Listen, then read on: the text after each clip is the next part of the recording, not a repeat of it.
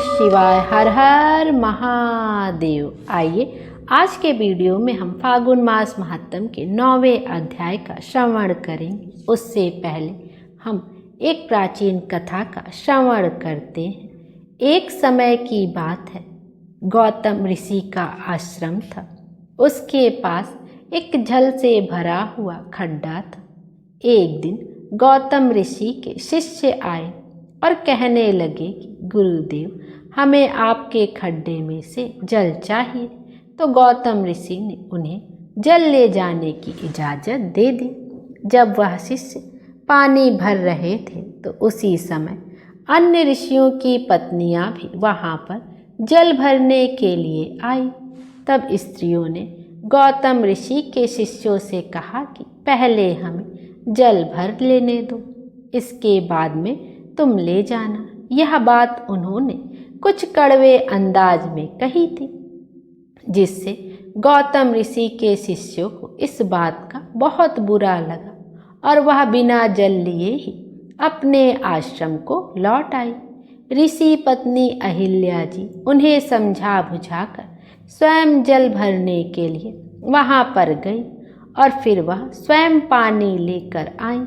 इसी तरह वह रोजाना जल भरने जाया करती थी। तब एक दिन अहिल्या जी जब जल भरने के लिए गई हुई थी, वहां पर दूसरी ऋषि पत्नियों को अहिल्या बिल्कुल भी अच्छी नहीं लगती थी। तब उन्होंने ईर्ष्यावश अपने पतियों से कहा कि अहिल्या हमें पानी नहीं भरने देती है। वह तो कहती है कि इस पानी का वरदान मेरे पति ने ही वरुण देव से पाया है, इसलिए इस पानी पर आपका कोई अधिकार नहीं है। तब अपनी पत्नियों की बात सुनकर सारे ऋषि लोग गौतम ऋषि से नाराज हो गए और उन्हें दुख पहुंचाने के लिए वे गणपति का पूजन करने लगे। तब उनकी पूजा से प्रसन्न होकर गणपति भगवान प्रकट हुए और कहने लगे कि मैं आपकी पूजा पाठ से बहुत प्रसन्न हूँ, मांगो क्या वरदान मांगते हो। तब वे सारे ऋषि कहने लगे कि हे स्वामी, अगर आप हमसे इतने ही प्रसन्न हैं और हमें वरदान देना चाहते हैं तो हमें यह वरदान दीजिए कि महर्षि गौतम इस स्थान को छोड़कर कहीं दूसरी जगह जाकर निवास करें। तब मुनियों की यह कुटिलता से भरी बातें सुनकर गणेश जी भगवान ने कहा कि हे मुनियों, महर्षि गौतम तो निरपराध हैं, उन्हें दंड देना उचित नहीं है। अगर तुमने ऐसा किया तो तुम्हारा अमंगल ही अमंगल होगा। वे तो बड़े परोपकारी जीव हैं, तुम सब उनसे द्वेष रखना बंद कर दो। इससे तो अच्छा यह है कि कोई तुम दूसरा वरदान मांग लो। गणेश जी के बार बार समझाने पर वे ऋषि अपनी बात पर अडिग रहे, तो इन्हें इस तरह अपनी बात पर पक्का देखकर गणेश जी भगवान ने तथास्तु कहा और अंतर ध्यान हो गए। ऋषियों को वरदान देने के पश्चात गणेश जी ने अपने वरदान को सत्य करने के लिए एक निर्बल गौ का रूप धारण किया और गाय के रूप में गौतम ऋषि ने जो फसल उगाई थी वहां जाकर फसलों को तोड़ने लगे। जब अपने खेत में गौ को इस तरह विचरते देखा तो गौतम ऋषि उसे बाहर निकालने के लिए गए और वहां जाकर एक हल्का सा तिनका उठाया और बाहर गाय को हाँकने लगे। लेकिन उसी समय उस तिनके की हल्की सी चोट से ही गाय गिर पड़ी और उसकी मृत्यु हो गई। यह देखकर गौतम ऋषि को बड़ा ही दुख हुआ। उन्होंने अपनी पत्नी अहिल्या को बुलाकर कहा कि पता नहीं भगवान शंकर हम पर क्यों क्रोधित हो गए हैं, उसी वजह से गौ हत्या का पाप मुझ पर लग गया है। इस तरह दोनों बातें कर रहे थे, तभी वे अन्य ऋषि भी वहाँ पर पहुँच गए और कहने लगे कि महर्षि गौतम, आपने यह क्या किया? गौ की हत्या कर दी। आपको पता है ना गौ हत्या का कितना पाप चढ़ता है। इस तरह की बातें करते हुए गौतम ऋषि अहिल्या और उनके शिष्यों को बुरा भला कहने लगे। वे कहने लगे कि हे गौतम जी, अब तुम इस स्थान पर रहने योग्य नहीं रहे हो, अतः अपनी पत्नी और शिष्यों के साथ तुम यहाँ से दूसरी जगह पर चले जाओ। तुम गौ हत्यारे बन चुके हो। इतना कहकर वे सारे के सारे गौतम ऋषि पर पत्थर बरसाने लगे। तब इस पर गौतम ऋषि वहाँ से 1 कोस की दूरी पर दूसरी जगह रहने लगे। वहाँ रहते हुए उन्हें 15 दिन बीत चुके थे, तो वे पुनः ऋषियों के पास आए और कहने लगे कि आप सब मुझे पाप से प्रायश्चित करने का कोई उपाय बतलाइए। तब वे सारे ऋषिजन कहने लगे कि आप अपने आप को सब जगह प्रसिद्ध कीजिए और फिर पृथ्वी की 3 परिक्रमा लगाइए। यदि आप इतना नहीं कर सकते तो भगवान भोले शंकर का तप करके गंगा जी को प्रकट करके उसमें स्नान करो। 1 करोड़ पार्थिव शिवलिंग का पूजन करो, तब तुम्हें इस महापाप से छुटकारा मिल सकता है। तब मुनियों की आज्ञा पाकर यात्रा के लिए वह निकल पड़े। वे सबसे पहले ब्रह्मगिरि की परिक्रमा करके पार्थिव लिंग बनाकर विधि विधान से शिव जी की पूजा करने लगे। उनकी पत्नी अहिल्याबाई भी एकाग्रचित्त होकर शिव जी का पूजन करने लगी। गौतम ऋषि तथा उनकी पत्नी अहिल्या जी दोनों ने मिलकर शिव जी की आराधना की। उनकी आराधना से शिव जी प्रसन्न हुए और अपने गणों के साथ वहाँ पर प्रकट हो गए। गौतम ऋषि उन्हें देखकर बहुत ही प्रसन्न हुए और बार बार प्रणाम करके उनकी स्तुति करते हुए बोले कि हे प्रभु, मुझे गौ हत्या के पाप से मुक्ति दिलाइए। तब भगवान भोले शंकर ने कहा कि हे गौतम, तुम तो निर्दोष हो। यह सब कुछ उन पाखंडी ऋषियों की माया थी जिसके कारण तुम्हें इतना दुख झेलना पड़ा। तब यह सुनकर गौतम ऋषि कहने लगे कि उन ऋषियों ने तो मेरे साथ बुरा व्यवहार किया, परंतु मेरे लिए यह तो भलाई का ही काम हो गया, क्योंकि अगर वह ऐसा ना करते तो मैं तप कभी ना करता, और तप ना करता तो मुझे आपके दर्शन नहीं होते। आज मुझे उनके कारण ही आपके प्रत्यक्ष दर्शन हुए। तब भगवान शंकर ने गौतम ऋषि से कहा कि तुम वरदान मांगो। तब गौतम ऋषि कहने लगे कि हे प्रभु, अगर आप मुझसे इतना ही प्रसन्न हैं और वरदान देना चाहते हैं तो आप मुझे वरदान दीजिए कि परम पावन गंगा जी यहाँ पर प्रकट हो जाएं, जिससे दूसरे व्यक्तियों का भी भला हो सके। भगवान शंकर ने उन्हें गंगा जल दिया। वही गंगा जी स्त्री के रूप में साक्षात प्रकट हो गई, तो उन्हें देखकर गौतम ऋषि ने उन्हें प्रणाम किया और उनकी स्तुति करने लगे। गौतम ऋषि कहने लगे कि हे पतित पावनी गंगे, आप पापों को नष्ट करके सबको मुक्ति देने वाली हैं। मैं आपकी शरण में हूँ, आप मेरा उद्धार कीजिए, सारे नरकों से मेरी रक्षा कीजिए। तभी भगवान शंकर जी गंगा जी से कहने लगे कि हे पतित पावनी, तुम मेरी आज्ञा से गौतम जी को सहकुटुंब पाप रहित कर दो। तब गंगा जी कहने लगी कि हे प्रभु, आपकी आज्ञा शिरोधार्य है। मैं इन्हें कुटुंब सहित पवित्र करके अपने लोक को जाऊंगी। तब यह सुनकर भगवान शंकर ने कहा कि हे कल्याणी, तुम कलयुग के 28वें मनवंतर तक इसी पृथ्वी पर विराजमान रहो। तब यह सुनकर गंगा जी कहने लगी कि हे भगवान, यह तो तभी संभव है कि आप पार्वती जी के साथ शरीर धारण करके यहाँ मेरे समीप रहो, संसार में मेरी कीर्ति हो, तभी मैं पृथ्वी पर रह सकती हूँ।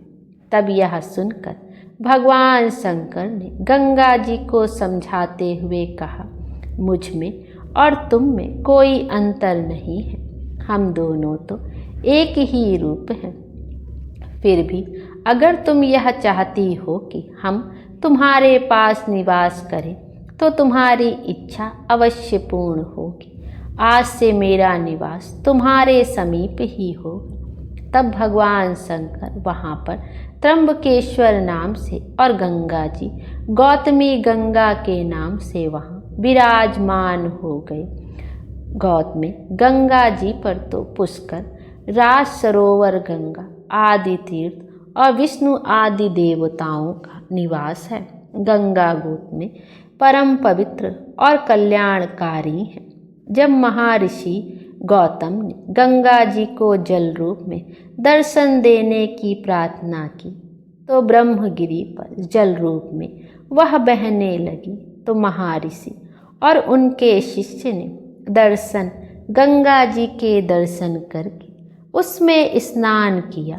तब गौतम मुनि के साथ दुश्मनी का भाव रखने वाले सारे ऋषि वहाँ स्नान करने हेतु आए, परंतु उन्हें देखकर गंगा जी लुप्त हो गए। तो यह देखकर ऋषि गौतम हैरान हो गए और वे गंगा जी से प्रार्थना करने लगे कि हे मातेश्वरी, आज आप मेरे ऊपर कृपा करें। यह जो ऋषि मुनि मेरे विरोधी बनकर बैठे थे, आज मेरी तपस्या से दर्शन देकर कृतार्थ करें।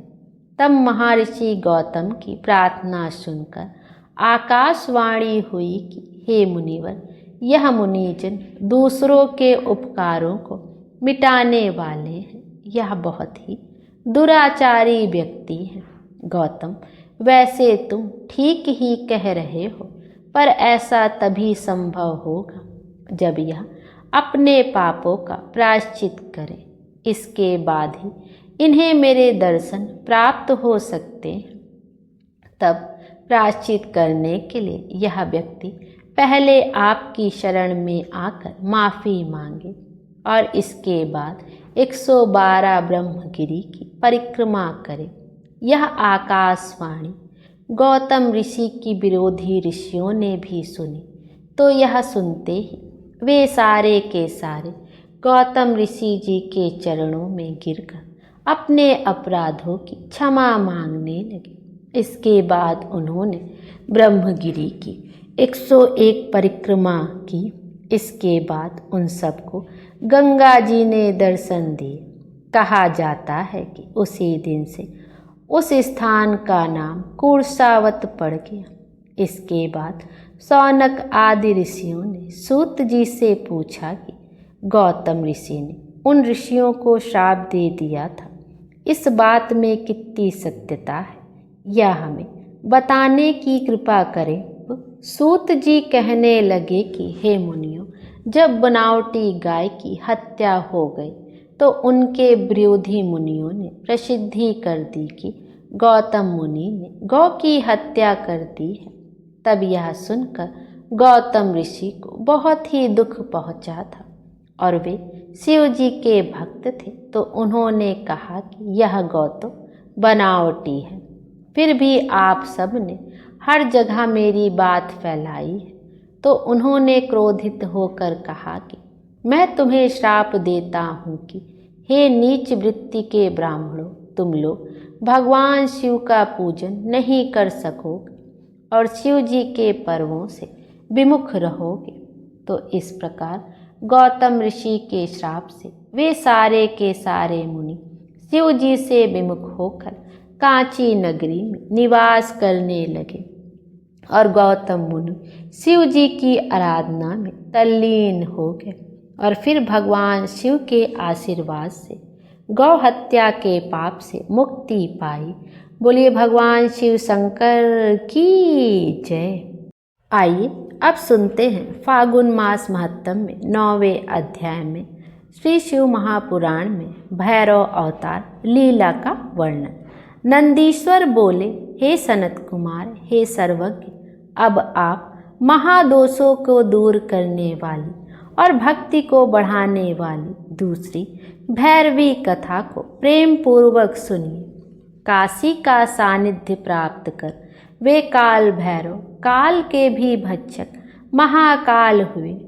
देव देव के आदेश से कपालिक व्रत धारण किए हुए वे विश्व आत्मा भैरव हाथ में ब्रह्मा का कपाल लेकर तीनों लोकों में घूमने लगे, किंतु उस दारुण ब्रह्म हत्या ने कहीं भी उन प्रभु का पीछा करना ना छोड़ा। प्रत्येक तीर्थ में घूमते हुए भी वे ब्रह्म हत्या से नहीं मुक्त हुए।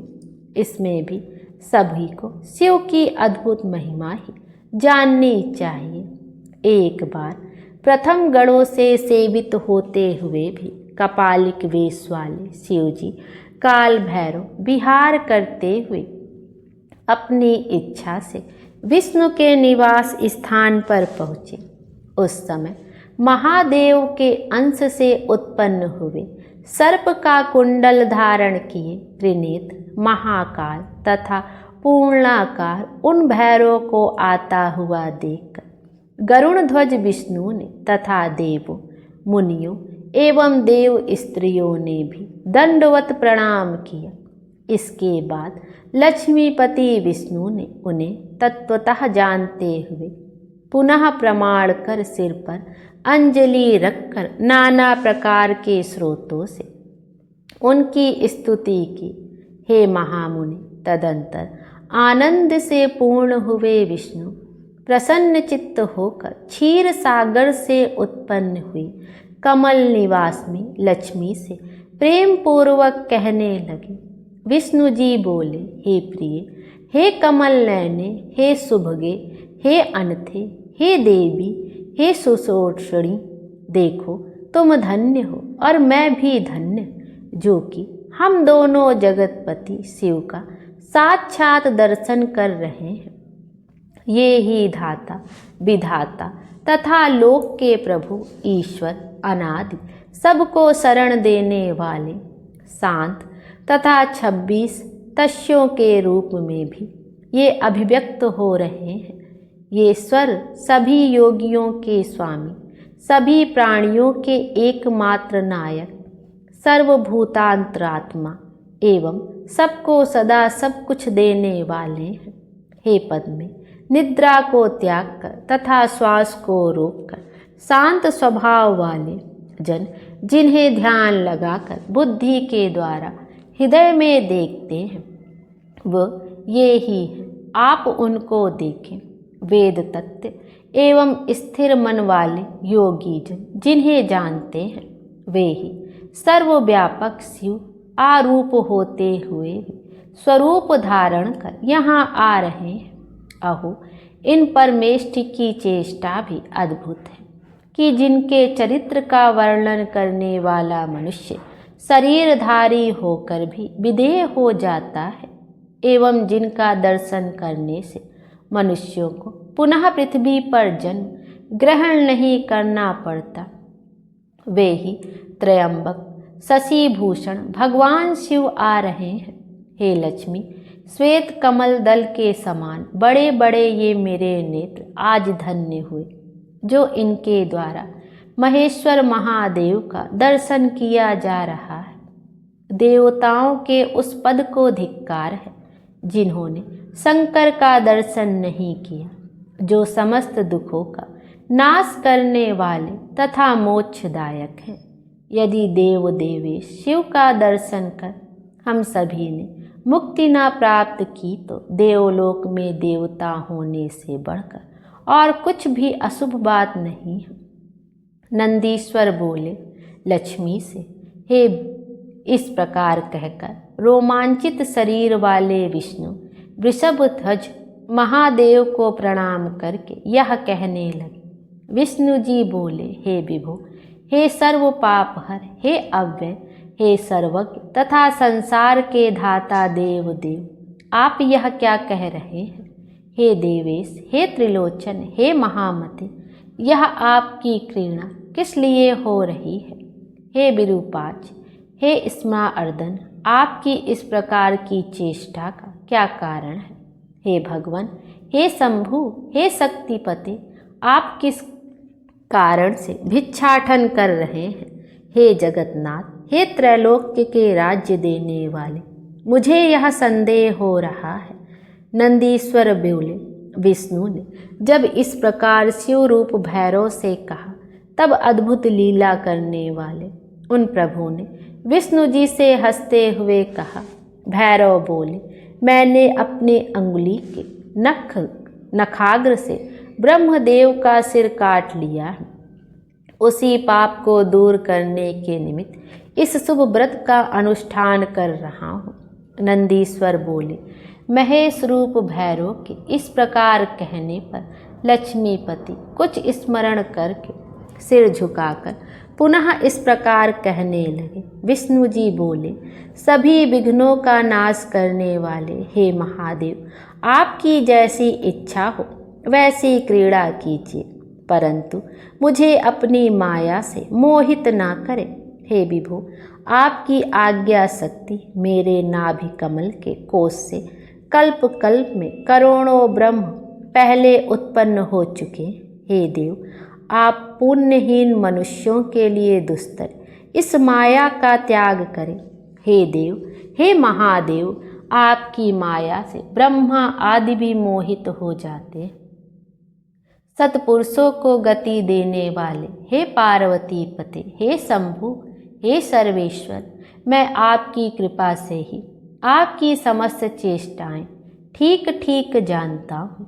हे हर, संहार काल के उपस्थित होने पर जब आप समस्त देवताओं, मुनियों एवं वर्णाश्रमी जनों का उपसंहृत करेंगे, तब भी हे महादेव, आपको ब्रह्मावध आदि का पाप नहीं लगेगा। हे शिव, आप पराधीन नहीं हैं, अतः आप स्वतंत्र होकर क्रीड़ा करते हैं। आपके कंठ में पूर्व में उत्पन्न हो चुके ब्रह्माओं की अस्थियों की माला भाषित हो रही। तब भी हे निष्पाप शिव, आपके पीछे ब्रह्म हत्या लगी है। हे ईश, जो मनुष्य महान पाप करके भी आप जगत धार का स्मरण करता है, उसका पाप नष्ट हो जाता है। जिस प्रकार सूर्य के समीप अंधकार टिक नहीं सकता, उसी प्रकार जो आपका भक्त है उसका पाप विनिष्ट हो जाता है। जो पुण्य आत्मा आपके दोनों चरण कमलों का स्मरण करता है, उसका ब्रह्म हत्या जनित पाप भी नष्ट हो जाता है। हे जगतपति, जिस मनुष्य की वाणी आपके नाम में अनुरक्त है, पर्वत समूह के समान भारी से भारी पाप भी उसे बाधित नहीं कर सकता है। हे परमात्मन, हे परम धाम, स्वेच्छा से शरीर धारण करने वाले हे ईश्वर, यह भक्तों की अधीनता भी आपका कौतूहल मात्र है। हे देवेश, आज मैं धन्य हूँ, क्योंकि योगी जन भी जिन्हें नहीं देख पाते हैं, उन जगत मूर्ति अव्यय परमेश्वर का मैं दर्शन कर रहा हूँ। आज मुझे परम लाभ मिला और मेरा कल्याण हो गया। उन आपके दर्शन से मैं अमृत पान कर तृप्त हुए के समान तृप्त हो गया। मुझे स्वर्ग और मोक्ष तृण के समान ज्ञात हो रहे हैं। गोविंद विष्णु के इस प्रकार कहने के पश्चात उन महालक्ष्मी ने अत्यंत निर्मल मनोरथवती नाम की भिक्षा उनके पात्रों से दे दी। तब लीला से भैरव स्वरूपधारी वे महादेव भी परम प्रसन्न हो भिक्षाटन के लिए अन्यंत्र चलने को उद्धत हो गए। उस समय विष्णु ने उनके पीछे पीछे जाने वाली ब्रह्म हत्या को बुलाकर उनसे प्रार्थना की कि तुम इन त्रिशूलधारी भैरव को छोड़ दो। ब्रह्म हत्या बोली, जिनका दर्शन करने से पुनर्जन्म की प्राप्ति नहीं होती, ऐसे वृषभध्वज की सेवा कर इस बहाने से मैं भी अपने को पवित्र कर लूँगी। नंदीश्वर बोले, विष्णु के कहने से भी जब ब्रह्म हत्या ने भैरव का पीछा नहीं छोड़ा, तब भैरव शंभु ने मुस्कुराकर हरि से यह वचन कहा। भैरव बोले, हे बहुमानत, आपके वचना अमृत का पान कर मैं तृप्त हो गया। हे लक्ष्मी के पति, सज्जनों के स्वभाव के अनुरूप ही आप वचन बोल रहे हैं। हे गोविंद, तुम वर मांगो। हे निष्पाप, मैं तुम्हें वर देने वाला हूँ। हे विकार रहित हरि, तुम मेरे भक्तों में अग्रण्य रहोगे। भिक्षाटन रूपी ज्वर से पीड़ित भिक्षु मान सुधा का पान कर जैसी तृप्ति प्राप्त करते हैं, वैसी तृप्ति अति संकृत भिक्षाओं से भी नहीं प्राप्त करते।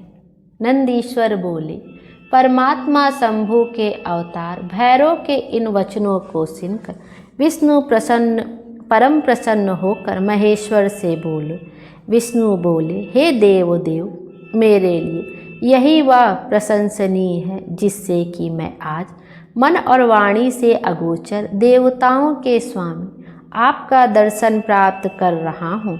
आपकी जो अमृतमयी पूर्ण दृष्टि मुझ पर पड़ रही है, इसी से मुझे महान हर्ष हो रहा है। हे हर, सज्जनों के लिए आपका दर्शन बिना यत्न के प्राप्त निधि के समान है। हे देव, आपके चरण युगल से मेरा वियोग ना हो। हे शंभु, यही मेरे लिए वरदान है। मैं किसी अन्य वर का वर्ण नहीं करता हूँ। श्री भैरव बोले, महामते तात, जैसा आपने कहा है वैसा ही हो। आप सभी वर देने वाले होंगे। नंदीश्वर बोले, ब्रह्मांड के भुवनों सहित केंद्रभूत सुमेरु पर्वत पर विचरण करते हुए दैत्य शत्रु विष्णु को इस प्रकार अनुग्रहित कर भैरव विमुक्त नगरी वाराणसीपुरी में जा पहुँचे। भयंकर आकृति वाले भैरव के उस क्षेत्र में प्रवेश करने मात्र से ही ब्रह्म हत्या उसी समय हाहाकार करके पाताल में चली गई। उसी समय भैरव के हस्त कमल से ब्रह्मा का कपाल पृथ्वी पर गिर पड़ा। तब से वह तीर्थ कपाल मोचन नाम से प्रसिद्ध हो गया। अपने हाथ से ब्रह्मा के कपाल को गिरता हुआ देखकर रुद्र सबके सामने परम आनंद से नाचने लगे। अत्यंत दुस्सह जो ब्रह्मा जी का कपाल अन्य क्षेत्रों में भ्रमण करते हुए परमेश्वर के हाथ से कहीं नहीं छूट पाया था, वह काशी में क्षण मात्र में छूट कर गिर पड़ा। शूल धारण करने वाले शिव की जो ब्रह्म हत्या कहीं भी नहीं दूर हो सकी, वह काशी में आते ही क्षण भर में नष्ट हो गई। इसलिए काशी का ही सेवन करना चाहिए। जो मनुष्य काशी में स्थित कपाल मोचन नामक उत्तम तीर्थ का स्मरण करता है, उसका यहाँ अथवा अन्यंत्र का किया हुआ पाप भी शीघ्र ही नष्ट हो जाता है। इस श्रेष्ठ तीर्थ में आकर विधान के अनुसार स्नान कर देवताओं और पितरों का तर्पण करने से ब्रह्म हत्या से छुटकारा मिल जाता है।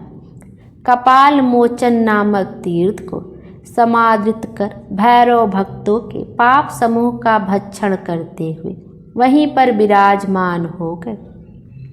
सुंदर लीला करने वाले सज्जनों के प्रिय भैरव आत्मा परमेश्वर शिव मार्गशीर्ष मास के कृष्ण पक्ष को अष्टमी तिथि को आविर्भूत हुए। जो मनुष्य मार्गशीर्ष मास के कृष्ण पक्ष की अष्टमी तिथि को काल भैरव की सन्निधि में उपवास करके जागरण करता है, वह महान पापों से मुक्त हो जाता है। जो मनुष्य अन्यत्र भी भक्ति पूर्वक जागरण के सहित इस व्रत को करेगा, वह महापापों से मुक्त होकर सद्गति को प्राप्त कर लेगा। प्राणी के द्वारा लाखों जन्मों में किया गया जो पाप है, वह सभी काल भैरव के दर्शन करने से लुप्त हो जाता है। जो काल भैरव के भक्तों का अपराध करता है, वह मूर्ख दुखित होकर पुनः पुनः दुर्गति को प्राप्त करता रहता है। जो काशी में रहकर विश्वेश्वर में तो भक्ति करते हैं, परंतु काल भैरव की भक्ति नहीं करते, वे विशेष रूप से महादुख को प्राप्त करते हैं। जो मनुष्य वाराणसी में रहकर भी काल भैरव का भजन नहीं करता, उसके पाप शुक्ल पक्ष के चंद्रमा के समान बढ़ते हैं। जो मंगलवार, चतुर्दशी तथा अष्टमी के दिन काशी में कालराज का भजन नहीं करता, उसका पुण्य कृष्ण पक्ष के चंद्रमा के समान क्षीण हो जाता है। ब्रह्म हत्या को दूर करने वाले भैरव उत्पत्ति संज्ञक इस पवित्र आख्यान को सुनकर प्राणी संपूर्ण पापों से मुक्त हो जाता है। कारागार में पड़ा हुआ अथवा भयंकर कष्ट में फंसा हुआ प्राणी भी भैरव की उत्पत्ति के आख्यान को सुनकर संकट से छूट जाता है। बोलिए शंकर भगवान की जय। अगला अध्याय, जिसमें कि हम नरसिंह चरित्र वर्णन की कथा का श्रवण करेंगे, अगले अध्याय में श्रवण करेंगे। प्रेम से बोलिए शंकर भगवान की जय, माता पार्वती की जय, हर हर महादेव।